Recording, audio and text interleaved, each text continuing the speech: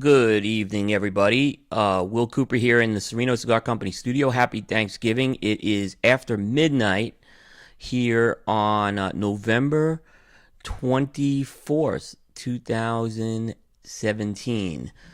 And this is another edition of Prime Cuts. This is the official kickoff tonight of the 2018 cigar year on Cigar Coop. And I'll kind of explain why a little bit for folks who may not know why it is the start of the cigar year for Cigar Coop for 2018. And tonight I'm going to talk a little about because it's Thanksgiving, there's a lot of folks tonight I'm going to thank on this podcast. And I'm also going to talk about some of the things that we accomplished on Cigar Coop this year, some of the challenges that we faced. And then I'm going to unveil the new Cigar Coop rating system that is going to start to go into effect in the next few days. And so that's finalized. I actually finalized it last night. So very excited to do this and then talk about this. So one note actually. I'm going to take Prime Cuts to be now more. So Prime Cuts is going to now, going forward, is going to be more of these. It's going to be cigar related. So I'm going to keep it as another extension of Cigar Coop. And as far as the sports and some of the pop culture stuff, that's going to come under a new brand name, which I have not decided on yet. I will be deciding on that and then have to get a logo created. So, but that will I'm going to separate the two for now on. And the goal of that really is what I want to do with the other podcast is generate some interest outside of cigars. So I'm going to keep that separate, but I think there is an avenue here for Prime Cuts as a kind of a personal one person podcast where I can kind of get my thoughts out and just kind of interact in a great way. And I want to say hi to Juan Cancel, Victor, Quentin out there, Benji. I see a lot of folks in there. Certainly, Juan Cancel and Bill Ives from Cabaraqueño is someone absolutely I need to thank for the past few years. They've been a company that has incredibly supported everything we've done, Cigar Coop and Primetime, over the past few years. And we would not have any. They're a big part of our success. Companies like that. So, a huge thank you. And there's gonna be a lot of thank yous I'm gonna be doing tonight. So. I may bore people tonight again, so but it is so folks may be at the stores tonight going and getting a TV or getting some sort of a sale, waiting online. Maybe they have their phones and you can listen to me ramble on for about an hour. But I'm looking forward to the fights tomorrow. I got to admit, I tune in to those YouTube clips to see those Walmart fights. I really hope no one gets hurt, but there's some funny shit out there with that, let me tell you. But it is the start of the Cigar Coop year, and this is the eighth kind of time I've done this. The reason why the Cigar Coop year always starts on Black Friday is it's really two reasons. The first reason really was a convenience reason. Is the Cigar Coop Cigar of the Year Countdown was something that ran from December 1st to December 31st, so it was kind of a cutoff date for cigars, and I kind of used it in general to kind of just reset the year with that. The Cigar Coop Countdown is no longer a December 1st to 31st event. It's now going to start late December. I'm finalizing the date. It's going to be like the 20th or 21st, and it's going to go into January. And the reason I've done that is last year, because there was so many new cigars, there was a lot more time that was needed to smoke through the stuff again for the countdown. And as a result of that, I needed more time, so I delayed it. But what I discovered is when I delayed it, it was a much better process than kind of a condensed process, which I used to start at like November 1st. So this kind of gives me a bigger window and to do a better job with it. The second reason is, Black Friday, cigars are retail business. Some could argue we're getting into the end of the retail year, and some could argue it's the beginning of the retail year.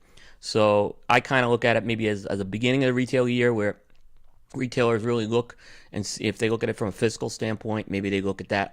But that was the other reason per se that, it's kind of a big kickoff for a big retail season, and certainly cigars are a big part of that.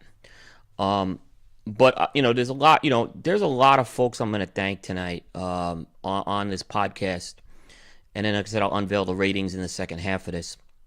But kind of just to start it off is 2017 was without a doubt the most challenging year I had with Cigar Coop. It was also the most fulfilling year. It was so I mean there's a double-edged sword, so to speak.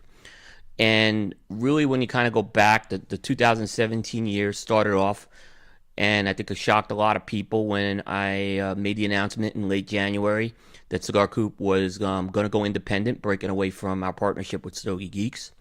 A great partnership, a great partnership. Cigar Coop grew enormously through the partnership of Stogie Geeks, and I'd like to think Stogie Geeks grew as well through that. It was a partnership that served us very, very well, but it was also time to take things in our own direction. Partnership splits are never an easy thing, and there were factors that went into that. I'm very transparent with the audience, I hope, on this, but there were business differences and there were creative differences. So ultimately, when you have those types of differences, something has to change, and it wasn't working for us at the time. There were other opportunities that were being also presented for myself, and the decision was made in early January to split the brands.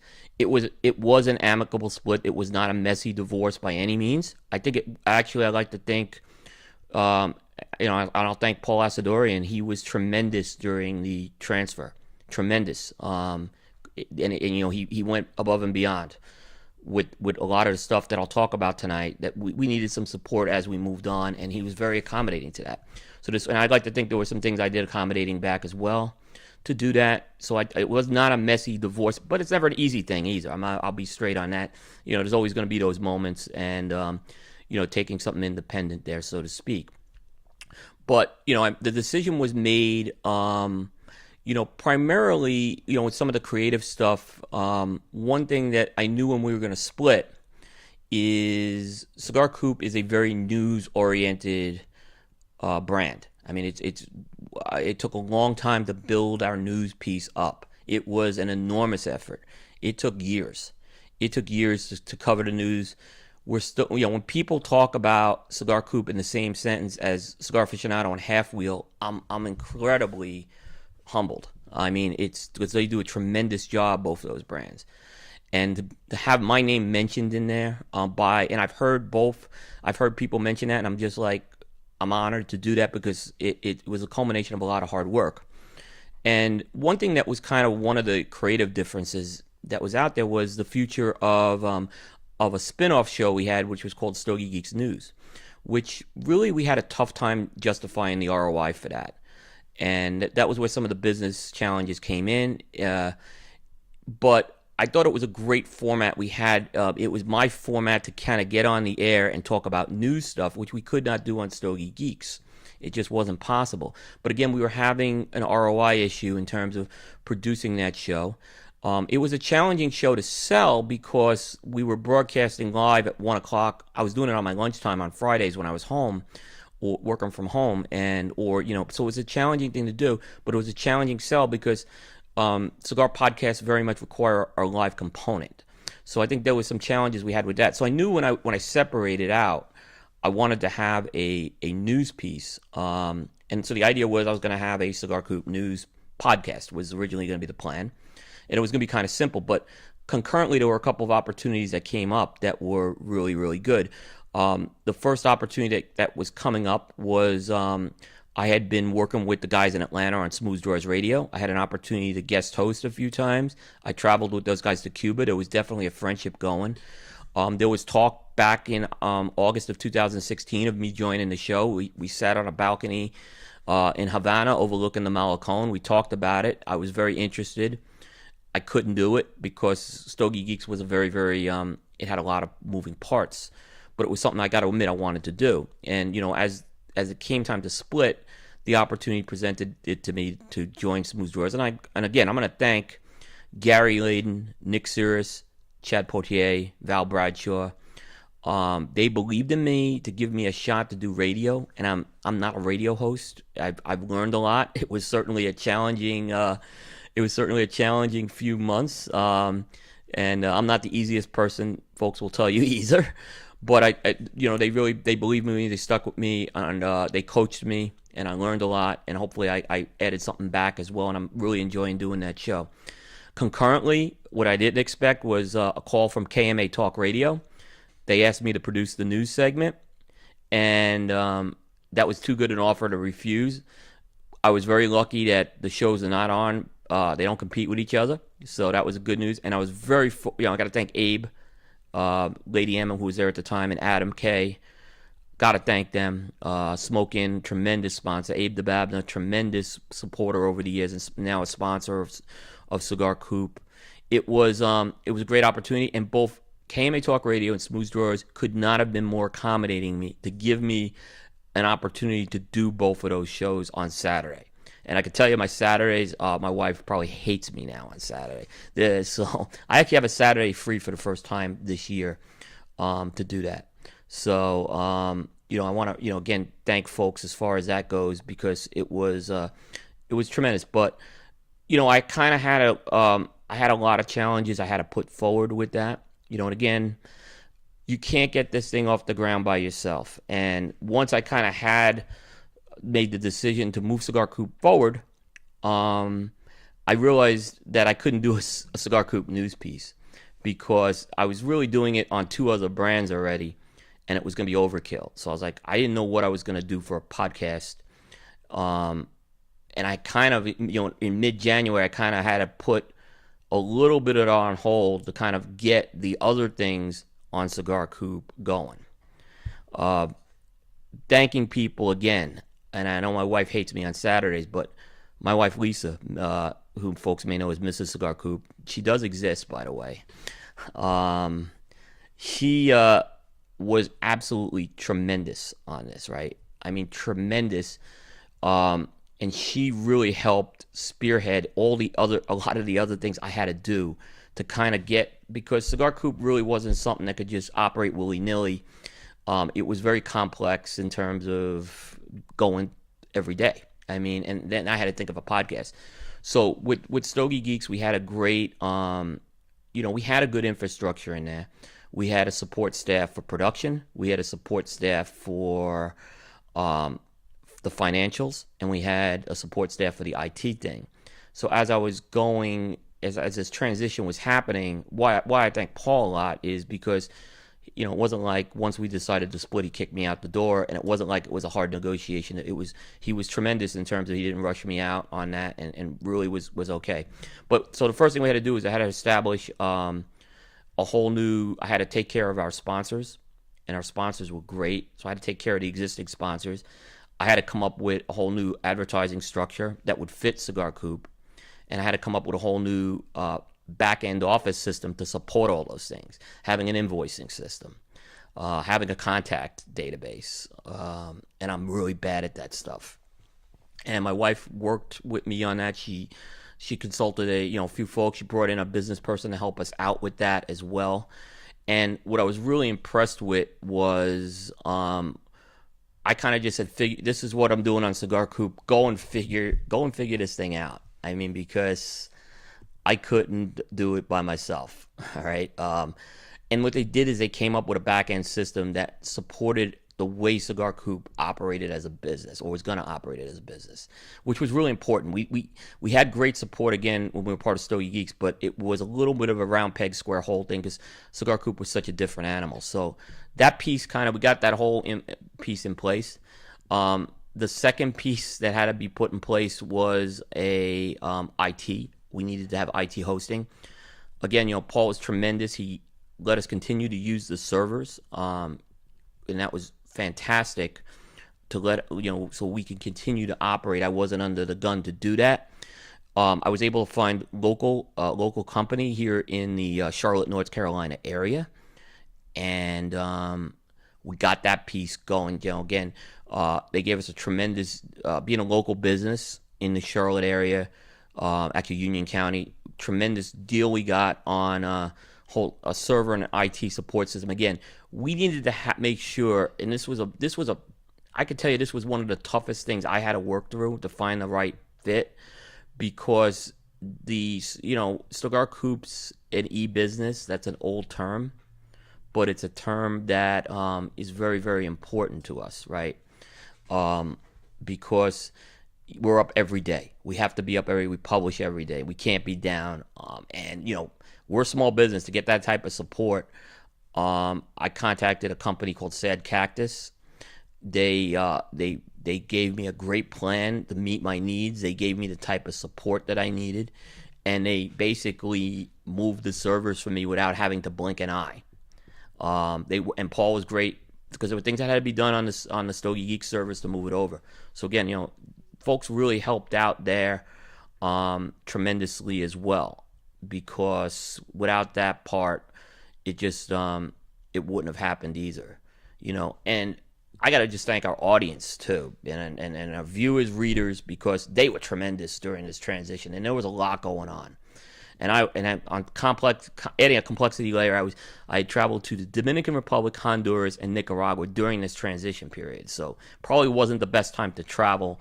So, but things kind of continued to go. The IT piece was moved. The third piece that had to happen, and we never had this with Stogie Geeks to the level I needed it, was we needed proofreaders. So again, to get proofreaders to do stuff every day was very difficult. My wife engineered a whole network of proofreaders, and she's basically she works weekends and holidays doing that stuff as well. So she's like doing that piece for weekends and holidays, like today. So that's again how we can kind of get. And she's an English major, so I don't normally. My wife's tremendous. She puts up with me. So I guess I'm getting a little sentimental here, but I could not have done that move without all that. Right. So so the next part was coming up with, now these pieces were going on. I had to start thinking about, I wanted to do a podcast. Smooth Drawers is a separate business. KMA Talk Radio is a separate business. I don't own pieces of that. I consider myself kind of on-air talent, content producing, whatever you want to call it. They're great avenues for me to learn on. I don't make money on those things at all. So, but I wanted to have something that was a little more in the vision of what we do with, Cigar Coop, and again, but I couldn't really I couldn't repeat a news podcast. So that's where, and I saw him. I think he's out there. If he's still out there, Aaron Loomis comes in. That guy, thank you, because without him, Primetime would never have gotten off. And Aaron was a great resource. His friendship during the transition time was absolutely tremendous. And we kind of crafted this idea of a show, which we basically deferred it till April. So, and the reason is because we both weren't. I think we had some challenges with me traveling, and he was traveling. I had the transition going on. But Aaron, this show would not have been. Aaron is the glue on this show. Let me tell you. And I could not have done this without him. And I think he's, I'm top, one of the top guys out there. And when I asked him to do it, it was great. I was so glad when he said yes, because I really wanted to have a top people to work with alongside this and help them grow. And Aaron still has Developing Palates, which is a great brand. And I love what they're doing out there. He takes a lot of crap for his rating system, takes it all in stride. But they do what they're doing right now at Developing Palates is ahead of the game right now. And they're doing things the way they're doing the reviews, and they do the video component with that, which is ideal for them. I mean, it's just a great. Him and June Liu do a tremendous job, and I'm real fortunate to have Aaron alongside. I'll also thank John Reiner, the cigar surgeon, during this time. There were numerous questions I continue to hit him up with on everything from just bouncing ideas to production to just cigar stuff.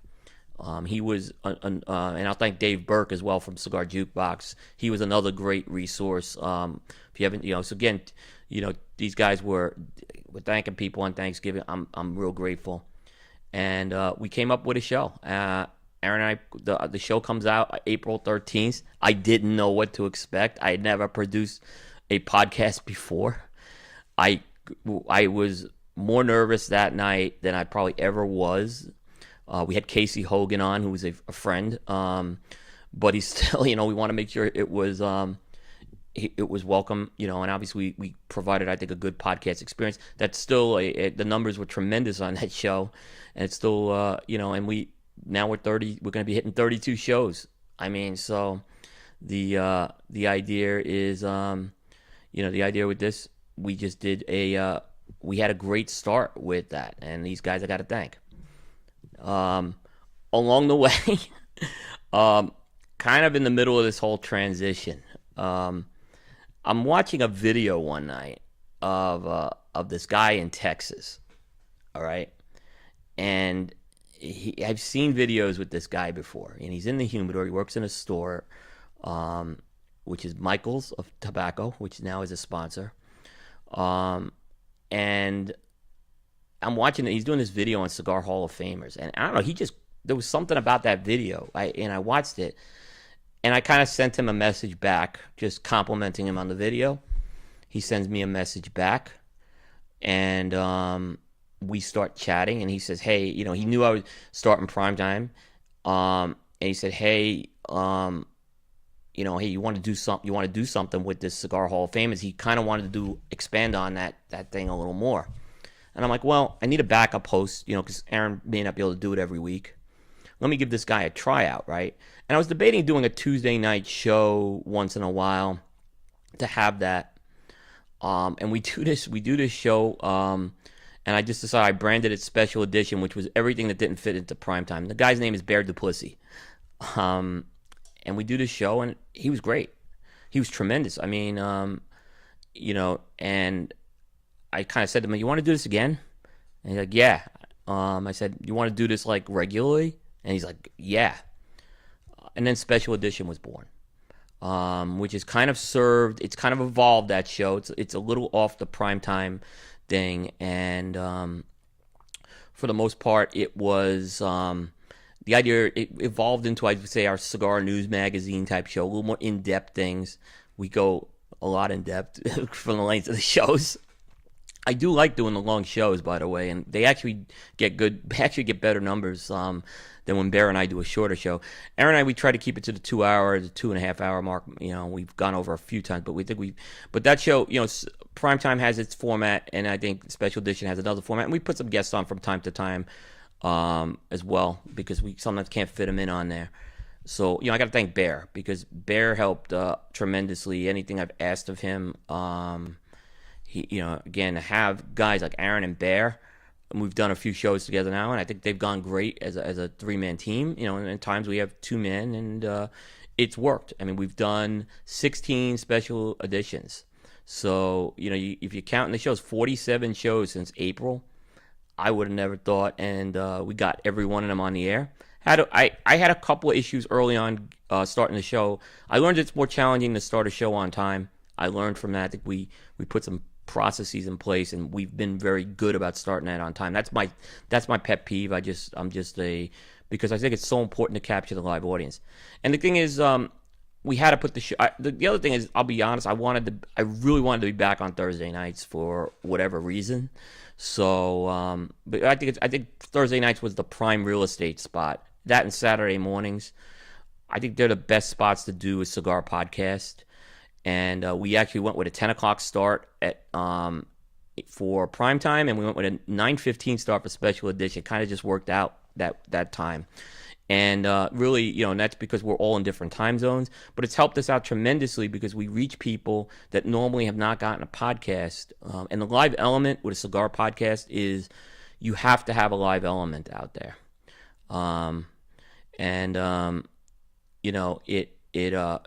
It was great to just have these guys. And I see a few guys in the room there.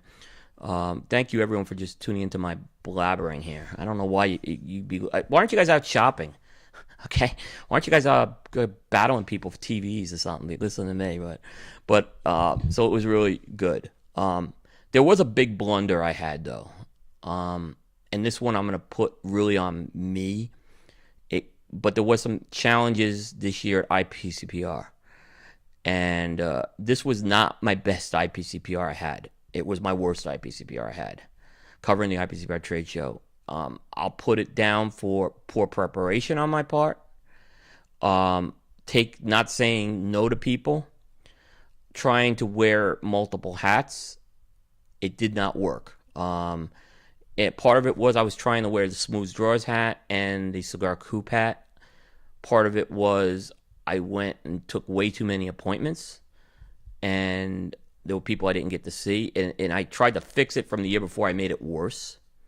It was not a good IPCPR for me. And this is a cigar. This is me. This ain't a reflection of my team, guys, because I this is the piece covered on the written piece of Cigar Coop. It was, and there were challenges from IPCPR. There were challenges on the IPCPR. I'm not going to lie. It didn't get made easier when other people getting into the trade show before us. It didn't get easier when we were denied our access for basically the pack. In other words, we pack people who make a political action committee contribution. We're getting into the show an hour early. We used to have that hour early. We now had to pay for that. I was not going to pay for that. I was not happy with that. Add to the fact that there were people on the trade show floor before us, and covering it myself and trying to wear multiple hats and not doing the planning diligence I should have done with that was not good. I'm thankful to everyone who had the patience for that IPCPR coverage this year, because I'm going to get it back to where it should be next year. It's my number one goal from a personal standpoint for 2018. So it was a challenge, so to speak, to do that. So we had all that, and it was good. It was good. So it was good learning experience, I should say, but it wasn't good from what I delivered.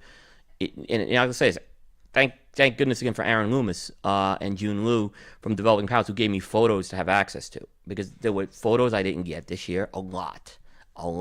And again, this goes back to trying to do a better job with that. So it was a learning experience, so to speak. I learned next year it's going to be Cigar Coop primetime only next year for that. It's got to be the sole focus. There's going to be more preparation put into that, and there's going to be more, there's going to be more resources out there, I think, this year too. I'm debating taking a photographer out there, debating taking my wife out there, to have her do all the things I need to do off the trade show floor. Plus, I think she wants to really believe that I'm actually working out at the trade show, so this will kind of prove it out there. But the commitment I have is to fix the IPCPR coverage with that. Again, maybe folks wouldn't have noticed it. I noticed it. It wasn't my best trade show, and I'm gonna get that back next year. So we will do that as well. So very, very excited. We did the other thing we kind of started to do is we're starting to do some live remotes. So we've done 3 live remotes this year. The first one we did was in early September, right after Labor Day. I journeyed down to the cigar shop in Myrtle Beach, sponsor of the show. Thank you to the cigar shop. And I get down to the live remote, and we do the first one, and I forget a big piece of equipment, a microphone.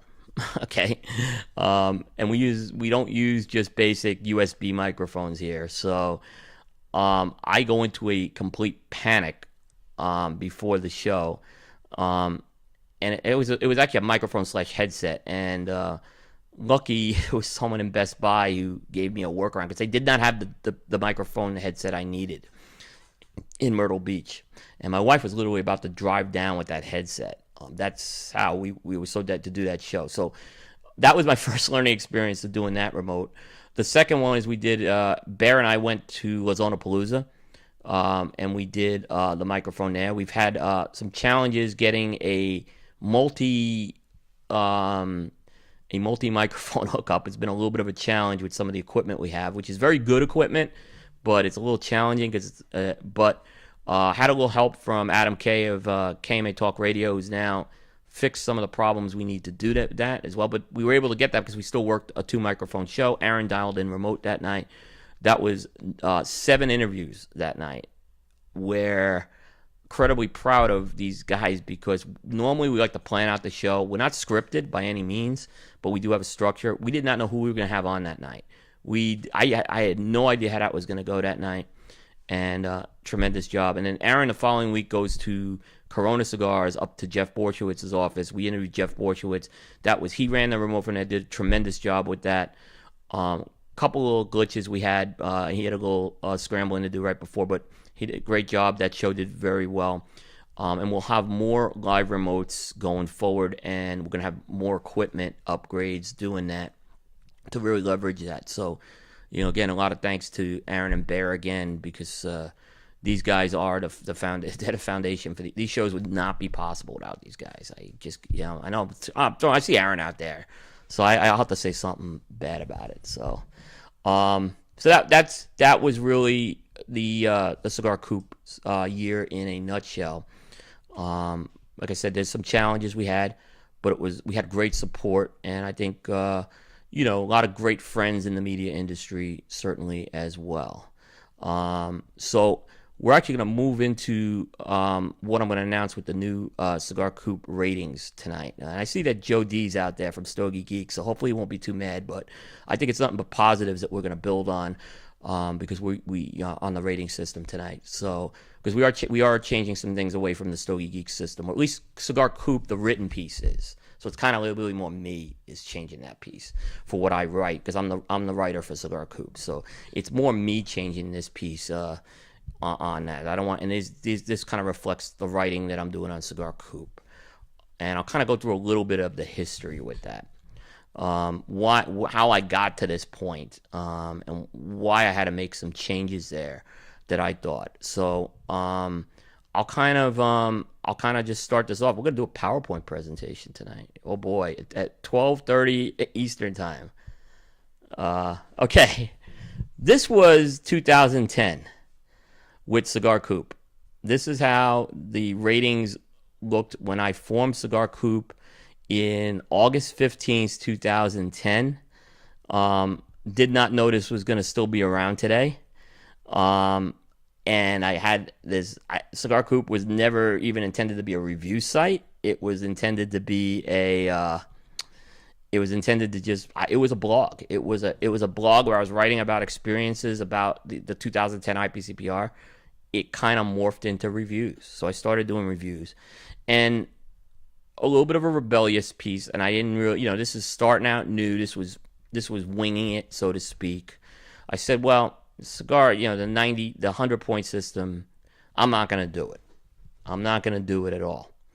And I came up with this 5-point scale of ratings.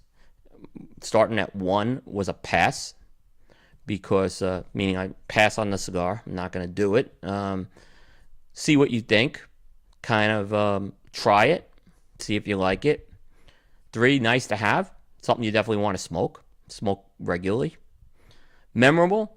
More of a gotta have. Really made an impression on me. Something I go back to time and time again. And then historic. That's just like epic. And I did that from 2010 and 2011. With 2011, I started getting a lot of pushback, and I kind of buckled to the pushback. I buckled to the pushback because everyone wanted to see a numeric system. And probably if I had it to do over again, I probably should have just started with the 100-point system. But I ended up in 2012 alongside these ratings, starting to do a numeric system alongside this. And the numeric system was entirely based on merit, not price, and continued to do that in 2012 and into 2013. 2013, we joined forces with Stogie Geeks, and again, they had at the time, and I still think they have one of the they have them probably at the time when I joined Stogie Geeks, and I was a long time listener of the show.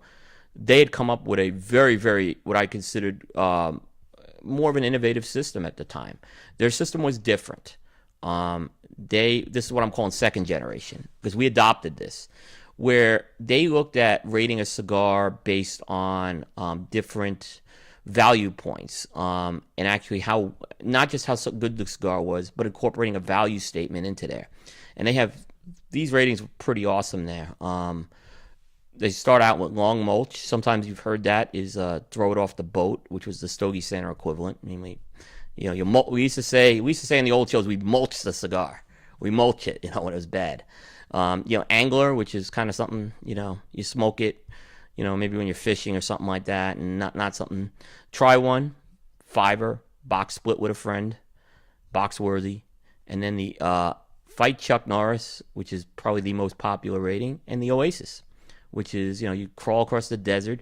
You get into those Fight Chuck Norris and Oasis, you start to, doesn't matter what it costs, you're going to get those cigars. So very, very innovative system. Love the system, and I adopted it alongside, and I replaced the first generation stuff with this. And so this was the first time I introduced a value component into that. And we've run this on Cigar Coop for 4 years. So this has been a big part of Cigar Coop. It's been a tremendous part of everything we've done with this. And I continued to use it going even after we went independent, because, again, it was a good system along there. But, at the same time, there were points, well, do I take it? Again, people love the system. It was really good. I started to see things where, Stogie Geeks didn't use number system. I'm using number system, and I'm looking at things and I'm saying, is there something where there was a little bit of overlap, so to speak, because these have a values component to it and a merit component, while the numeric score is strictly on numerics. So there was a little bit, I'd say, of overlap, and I started to see the overlap now that the reviews that I do are detailed. I'm not saying they're the best, but they're detailed, and I started to look at a few things, where, the ratings we were using, the second gen Stogie Geeks ratings, could I take those and change it to be more value driven and less about merit? Was really the first thing. Strengthen the value piece with that and really look at it and I started talking to people, a lot of people. I consulted a lot, and the people I consulted were actually people who are more casual readers in my cigar shop, or people I just more in a casual piece, what they thought of it. And I started just quizzing them a bit on it, and it was more or less around buying patterns that I looked at. Do you really go and split a box? That was one question. Do you really buy fivers? I started looking at those types of things, and I started getting some feedback. I started observing some more things. So I kind of started taking that into consideration with that. I felt the one thing where there was a little bit of overlap with was particularly around the box split and box worthy. The box split and the fiver piece, because it works really well for Stogie Geeks, because they're using a merit piece with that. But now taking it as a value piece, there really wasn't a difference with 10 count boxes. So 10 count boxes could be a fiver or they could be a box split. So I started, and that was some of the feedback I started getting from people saying, yeah, when you say fiver and I have a 10 count box, but I understood why it was, because Stogie Geeks didn't have the numeric component like we have, namely the 100 points scale.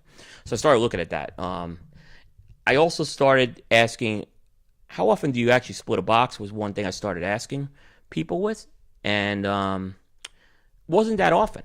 It wasn't that often. What I started hearing was, there's times where maybe at an event, I'll buy the box at the event, and maybe I'll share. I'll go in on it. Sometimes I'll go in on a multi-box purchase with people at an event, or if there's a discount, I'll buy the box. I started hearing more people, instead of splitting the box, were looking at discounting.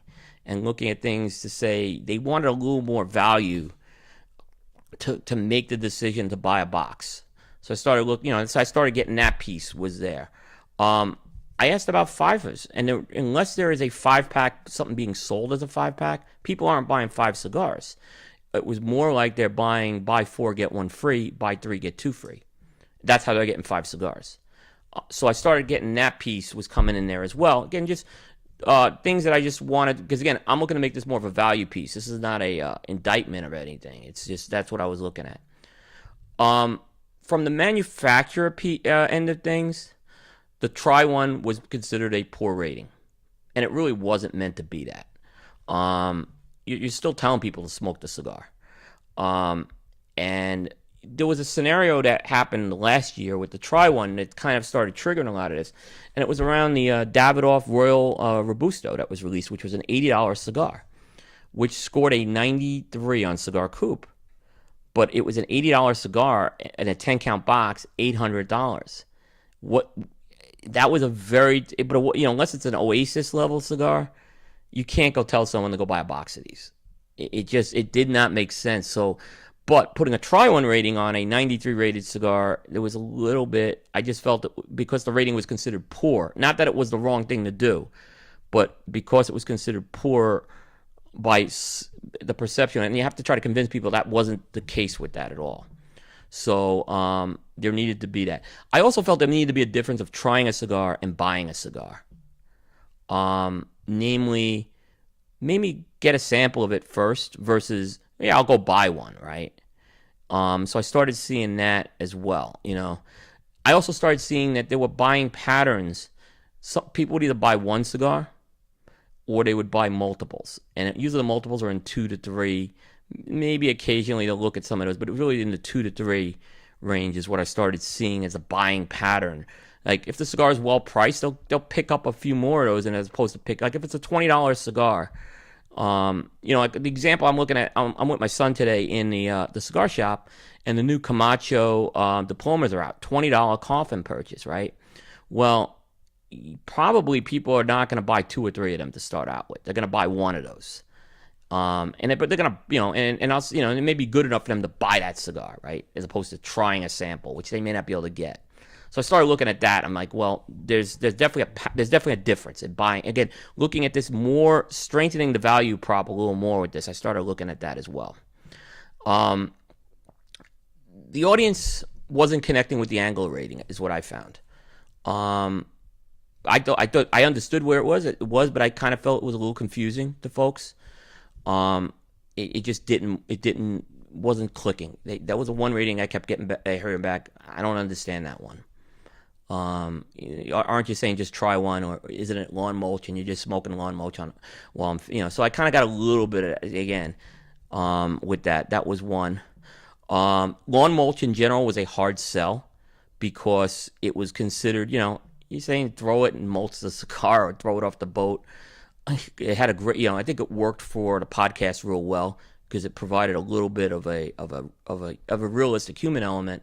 But in general, when you throw that into a detailed assessment, it was tough, right? So but you did need something to say, I don't recommend this cigar. We do need something, and it needed to be used more. So I think it needed to change with that as well. The last piece is, and this was a big one, and this goes back even to the first generation piece. The numbers were being, and I know Aaron from Developing Palates can appreciate this one. The numbers here were being equated to a 100-point system, right? So I had people getting really pissed with fiber ratings saying I got a 60. You're saying I got a 60, but yet you're giving me an 89. They were confused with that because they were weighting that on the 100-point system. So I took all these factors in there, and I'm like, well, what can I do to build on this, right? And I said, well, maybe it's a good time to establish my own names on that. So I threw out the question about retiring. I decided to retire the Chuck Norris and Oasis ratings is what I was going to do. There was I got probably next to the Rudy Giuliani piece. That was probably where I got the most messages and emails saying, don't get rid of the Chuck Norris rating. The Oasis rating, not as much, but don't get rid of that rating. We love that rating. I had manufacturers tell me, don't get rid of that rating. You have to keep it, right? Well, people spoke. So I had two other names planned, and they're on the side right now. And they weren't too exciting anyway. So but I had to look at this. So drum roll, drum roll. The third generation ratings. Here it is. The third generation ratings. The first thing you will see on these is there is no longer a numeric prefix on this. That's going to hopefully solve the problem of not having not equating that to the 100-point system. And if you look at these are very much tied, with the exception of the last two, except the last two, not tied to, they're very much tied to purchasing patterns that I look at. And this is not, obviously how good the cigar is plays into this as well, but it's very much tied into what I looked at. Buying patterns is what I looked at. But again, the numeric prefix I think was one thing I had, and because we use numeric system here, I don't think there was a need for the numeric prefix. It gives me the flexibility to add more ratings very easily in here if as it evolves. So it gives me the flexibility to do that. Starting off with a not recommended, which is really, that's going to replace the lawn mulch thing. So we're just going to say it's not recommended. It's going to be a rating that's going to start to be seen more in the reviews, because I don't think I ever gave a lawn mulch rating on Coop. I gave it on Stogie Geeks. I've given a few lawn mulches on Stogie Geeks, but I don't think but you're going to start to see this one more, because if I don't like it, it's not going to be recommended. Try a sample. All right, a little hard to do with FDA, but if a friend of yours can give you a cigar, you may want to try this cigar first before opening your wallet. So I think that's a difference to actually buying one, which is you're taking the wallet out and making that purchase, making that investment. So when you start to get into a buy one, now I'm saying spend your money on it. Well, so we're starting to get into ratings that were more important. The buy multiples, I didn't want to put a number on it. I thought about calling it buy 2 or 3, but that's where you're looking at saying, I'll pick up a few of these and have them. And it kind of is a cheap way of solving the problem of the fiver versus the box split. I did get rid of the box split. And I went to this box worthy consideration rating, which is you may not necessarily run out and buy this box, but you may look at ways, whether it's through a discount, whether it's through an event special, whether maybe it is a sharing it with someone, with a friend. But it's certainly something that you would consider the box purchase under the right circumstances. While I felt there's still a need where you're going to go out and buy a box of these cigars. Namely, going and buying the box, spending your money on that, and doing that. And then there's the Fight Chuck Norris and the Oasis ratings are staying as is. They mean exactly the same thing. Oasis is the highest rating, where it's kind of price is thrown out the window at that point. You could do anything to get it. I think I've only given out about 10 Oasis ratings in the 4 years. So I get people all the time wanting an Oasis rating, and I kind of, you don't get an Oasis rating very easy. So that should be very hard to do. The Fight Chuck Norris kind of solves that problem of between box purchase and that Oasis rating. It's kind of something in between.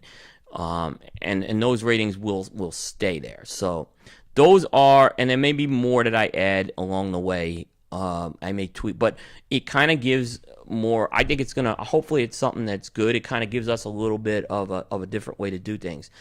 There's going to be a second phase of this that is going to start to factor in. There's going to be a composite rating.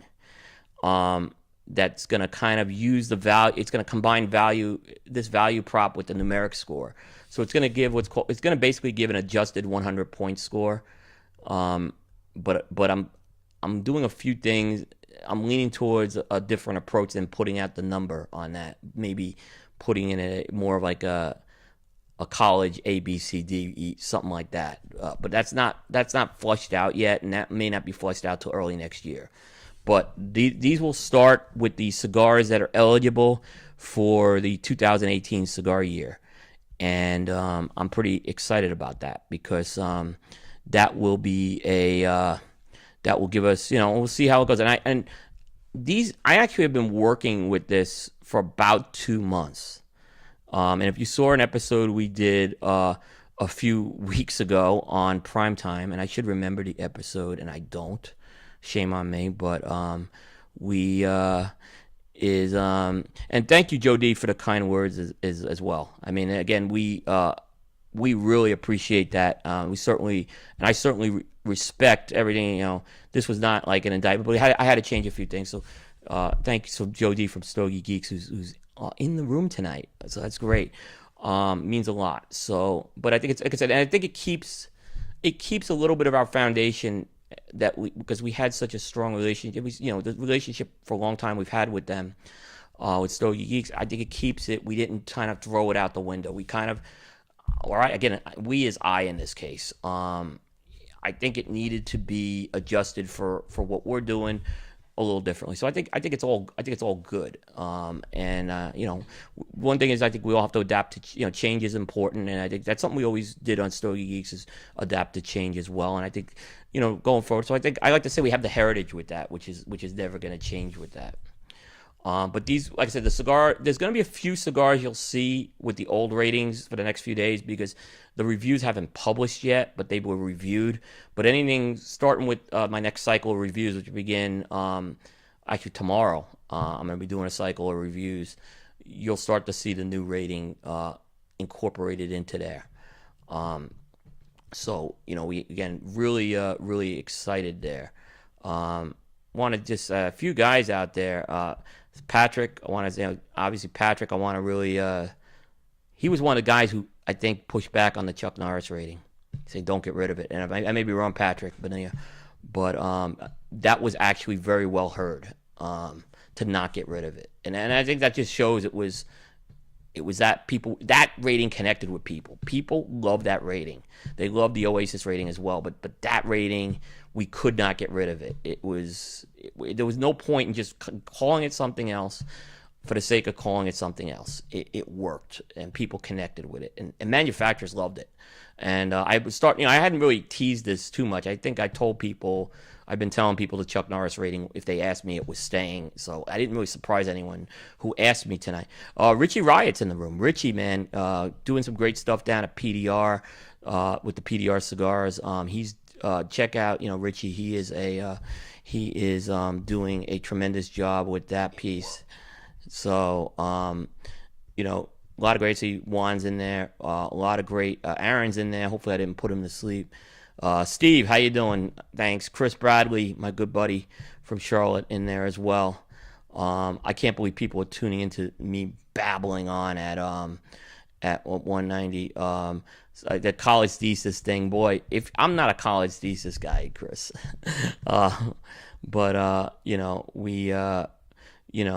there's all stuff that could be done. Of course, Aaron's. I see a comment from Steve. 1 to 90 isn't a 90.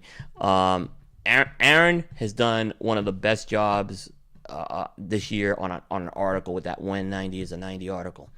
One of the best. And I'm not saying that because he's part of the team. I really, really believe that. I could not get rid of the 100-point system. We're probably going to have another episode because there are things I think there is merit with the 100-point system. And there's going to be some adjustments with the 100-point system as well, I should say. So, and a lot of it was based on Aaron's feedback. And basically, it's going to be scoring's going to be less generous going forward. I'll just tell you that. Because we have to kind of we were a little higher on Coop than I should have been. So, but I love what he is. Like I said, Aaron and June have innovatively, and anyone who complains about the developing palette system, every complaint I've heard is tried to equate it to a 100-point system. Every one of them. So, we have to absorb change sometimes, and that's a good thing to do. That's a good thing to do. But again, thank Joe D again for his feedback. That meant a lot as well on us from Stogie Geeks. Really appreciate him coming in there as well. That did mean a lot. And boy, there's a lot. I can't believe people are tuned in at almost 1 in the morning here on the East Coast. I mean, it's like, did you guys have turkey today? Because so I spent the day. Guess what I got? I got to smoke in the cigar shop today. that was. I got to go to the cigar shop today while my wife was making Thanksgiving dinner. How great is that?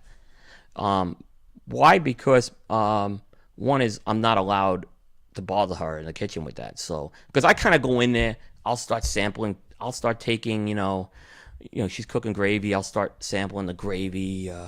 I'll start, picking at the appetizers that are out, and it's not a good situation. So, but my oldest son Timothy, as you know, he works for the cigar shop, and during he was working, and we didn't want him to be alone on Thanksgiving, so. Except there was a little controversy there. My wife saying I didn't tell you had to go there, and my son saying you didn't have to go there. But I went. I said, hey, he wasn't, and it was. They had some people, but they had some people there today. We had some. There were people. Like you need to have a cigar lounge open on Thanksgiving for people to watch football. I mean, and they had some traffic in there. So kudos to the cigar shop for staying open. I think they're going to close Christmas Day is the only day they close. So they're a 364 day a year operation, which is almost at Cigar Coop level. But so yeah, I got to hang out at the cigar shop today. Boy, I tell you, I said I wanted to talk sports, but boy, sorry Joe D about the Lions, man. But the Vikings are a hell of a team. They're really good. And I'll just say one other thing. With the Giants lost tonight. Thank you, Redskins. And on December 10th, it's going to be Go Cowboys against the Giants because it will help Ben go. So, but yeah, I got to spend the afternoon at the cigar shop. It was a great time to do that. I actually worked on a few things I had to do for Cigar Coop sponsors and stuff. So I did a little work today actually, but very little on that. And so that was a good day I had overall. And I hope folks had a great Thanksgiving. I hope folks are not killing each other at Black Friday tonight. But so a few kind of closing notes. And like I said, the audience is the person. The audience, the readers, everyone here tonight. Thank you. It means a lot. I'm just, I kind of getting a little emotional here. Just hearing that. But thank you guys. Because again, you are the. And again, when folks are tuning in live, when they're liking our posts, it's a great thing. It's a beautiful thing. And I wish I can, when that like button hits, I wish I could hit a thank you button to thank you for the like. I noticed it. I tried to get a lot better with social media this year. That was another challenge I had. I was really bad at it, right? And if you send me a text message, I'm the worst with text messages. You may not hear from me till the next day. I'm really bad with that, so because I get too many of them and an overload. So I challenge, but I've learned a little bit. I got on Instagram this year, so I'm getting the hang of it. I'm trying to, but I find it's a very, very key thing that we do in the cigar industry to connect with. It's a way to connect with the audience. In a way that I never envisioned. So this is something I learned this year, how to do it and keeping people informed about the show. And it's I can see why the cigar industry uses it. So, it's a way I want to kind of build, I want to get to know everyone. And I've gotten to know people personally, who I've never met in person. A lot of people who you're on tonight, I've never met you in person, but I feel like you're friends. So that's a great thing to do with that. But really the other piece is the sponsors, which I have to thank the sponsors, because so I'm actually gonna thank them each individually right now, and just indulge in me for a minute. Debonair, Phil Zengi, long time relationship with him. Thank you very much. Saga Cigars, long time relationship. They came on board. Thank you very much. M. Bombay, another longtime sponsor. Thank you. Drew Estate, we've had them for a couple years now as well. Thank you to them. Jerry Tobacco, can't say enough about Justo and the support he has really provided over the last year. Justo Aroa. Check it out. Steve Saka, Dumbarton Tobacco and Trust. Thank you, Steve, as well. And MLB Cigar Ventures. Mike Bellady, thank you. Mike's been another tremendous. I know Mike a long time. Cornelius and Anthony, Courtney, Todd, and Stephen Bailey, thank you all very, very much. Um, we don't make a lot of, we have a lot of Villiger has been tremendous for both. They've been a tremendous sponsor for us. So Renee Castaneda, Gabriel and Gabriel Paneras from Creativist, we've got to thank them as well. How can I forget the Sereno Cigar Company, Sereno Cigar Company Studio, and we're gonna have Carson Sereno on the show on the 30th for episode 32. Paul and I interviewed Carson Sereno last year. We really enjoyed his cigars on the air, and that kind of led to, I know we both enjoyed the cigars that night, and led to a great relationship. That was a great show. I actually rewatched that show recently, and Carson's a great guest because he knows he is really a cigar enthusiast as well as a brand owner. So, and I think he's coming up. He was just on Stogie Geeks actually as well. So thank you to Sereno Cigar Company, the cigar shop in Myrtle Beach, Monroe, North Carolina, home shop. One of my home shops. I do have other ones in the area. They're not exclusively my home shop, but they're like family. I've known them. My son works for them now. Michael's Tobacco. That's Bear Duplessis, who works at the Euless store. They just came on board. Thank you to Michael's Tobacco as well. Also, Tobacco Haven in New Hampshire. Unbelievable store. Derek Sells and Joe from them. They just came on board with us. Cubanicon has just, actually, we have, Cubanicon will be officially now be coming on. I could say that as well. So thank you to Cubanicon. LH Cigars. Nick Cirrus is my partner on Smooth Drawers Radio. He has been a supporter of this show as well. So thank you to LH Cigars. Check out Nick's cigars. Nick doesn't talk about his cigars on Smooth Drawers. He doesn't use that show to promote his brand. He should. We've told him that he should. He does not do that. Occasionally he'll talk about a new release, but he has not used that to pimp the show. Lane Coffee, they make the Cigar Coop coffees, which you could order at www.cigar-coop.com. I've been told the Coop's Kona blend is sold out. At least a couple days ago I was told about that. And of course, Smoke In from their Abe's store from KMA Talk Radio. Thank you to them. And Boveda, Boveda is also, they provide us our humidification. So great job with them. And then we have our strategic media partners. Obviously developing palettes, because we have Aaron, right? So he's a part of the show. We've talked about them. Smooth Drawers Radio, obviously, KMA Talk Radio. Cigar Dojo, they're a key there as well. They carry our news on their app. So if you go into the news feeds, Cigar Dojo, they're a media partner as well with us, and Cigar Jukebox as well, which I do a semi-regular segment on Dave Burke's show.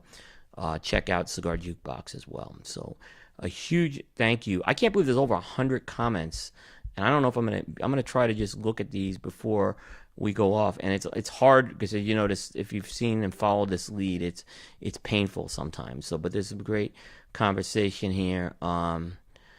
Richie, I never sent you a text. See, I told you, Richie, I'm bad with text. I will send you that text tonight.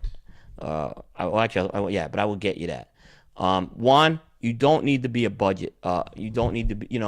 Look, we don't charge high rates, so we're not getting rich off this, right? And really, if I meet expenses, I'm happy right now doing this. My wife's probably going to say something else on that, but so that's not. I have strategic people I work with who are supporting us, like Cubaraqueño, like Espinosa Cigars, like Casada Cigars, and I know I'm going to be leaving out people, Moya Ruiz. People that when we've needed to get news, when we've needed to get support, Crux, we have these relationships, and they're as important because in order to report news, in order to accurately review a cigar, you need to be talking to people, and you need to have two-way communication, and that support. If I don't have that support, I can't get sponsors either. So it's you don't I'd love to have everyone as a sponsor, right? And I'm probably running out of room to do that right now, but you don't need to do that. So thank you. PDR, I should say, as well, has been, they were sponsors, but they've always been a great supporter of ours, even after that. Um, and Juan, the cigar shop is called The Cigar Shop in Myrtle Beach. They're an Espinosa cigar. You need to get down to Myrtle Beach or North Carolina. What did I burn tonight? I was actually burning a Liga Maestro by Mombacho. That was for Joe. Um, Juan texting, yeah, I'm a pain. Mike Giannini's out there too. Ventura, I got to thank Mike Giannini. We want you on the show, Mike. Saw him out there. So this is kind of some great comments. Chris said my wife is writing them. Um, she's a better writer than me. I'll say that. She's done a great job with working with the proofreaders that we've kind of pooled in there. And like I said, she fills in on the weekends in there as well. Like I said, I'm going through all this. Coop, I would fight Chuck Norris just sex next year. No, Richie. No, but Richie is he's with PDR. He's doing a tremendous job with them. I think I mentioned that. So I'm going through this. Aaron also mentioned the annual budget thing. She planned the buy-in frequency rating. I thought about that, Aaron. And that may be something I look at with the composite rating.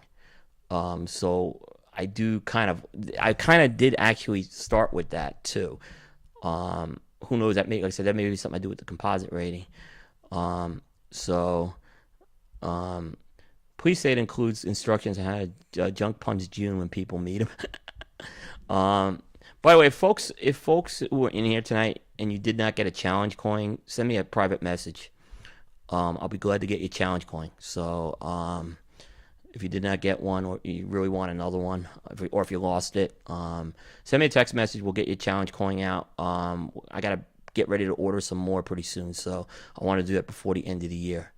The other thing, net neutrality, start writing your Congress people right now, because that's the big thing we're going to start to face. If it's not bad enough, the FDA is going to put it out of business. The FCC is going to try to put us out of business. So I'm not going to get political, but I'm just saying this is something that does affect us. So I'm not going to get into the politics of who's doing this, who's not doing this. Write your congressmen, write your senators, call them, because we need to. That's going to destroy a lot of what we're doing right now.